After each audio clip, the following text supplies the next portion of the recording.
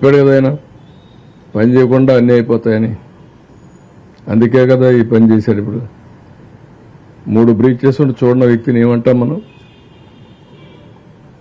అదే మరి ఈ రాష్ట్రాన్ని వారిగా దారుణంగా చేసిన వ్యక్తిని ఏమంటాం మనం? బాధ్యత ఉంటే మరి చేస్తారా? అంటే ఒక చేతగాని వ్యక్తి సమర్థించుకునే విధానం పనిచేయొద్దని సమర్థించుకుంటున్నాడు. మనందరికీ పని లేదు. ప్రజలు కష్టాల్లో ఉంటే ప్రజల కష్టాలు గాలి కొదిలిపెట్టి విలాసవంతమైన జీవితాన్ని గడిపిన వ్యక్తి మన గురించి మాట్లాడే అర్హత లేదు. అదే కానీ ఈరోజు ఇలాంటి ఇప్పుడే కాదు, ఏ రోజైనా ఈ రాష్ట్రంలో వరదలు వస్తే పట్టించుకున్నాడా?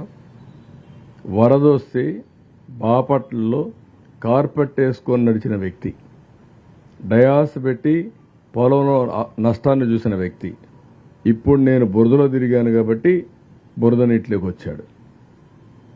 ప్రజానాయకుడు అనేవాడు సేవాభావం ఉండే వ్యక్తి. ముందు మనం ఆచరించి ఇంకొకరిని ఆచరించమనాలి. నేను ఆ బురద నీళ్ళలో పోకపోతే మా అధికారులు ఎందుకు పోవాలి? అడిగే రైట్ నాకు ఎక్కడుంది? అంటే మేము వాళ్ళు పోకపోతే వాళ్ళు ఏం కావాలి? అక్కడ నాశనం అయిపోవాలనా? అంటే ఇది బాధ్యత. అందుకే నేను చెప్పాను మీకు, ఇలాంటి వ్యక్తులు రాజకీయాలకు అర్హత లేని వ్యక్తులు. ముద్దులు పెట్టి లోపలికి పోయి 10 సార్లు చేతులు కడుక్కునే రకం ఇవి.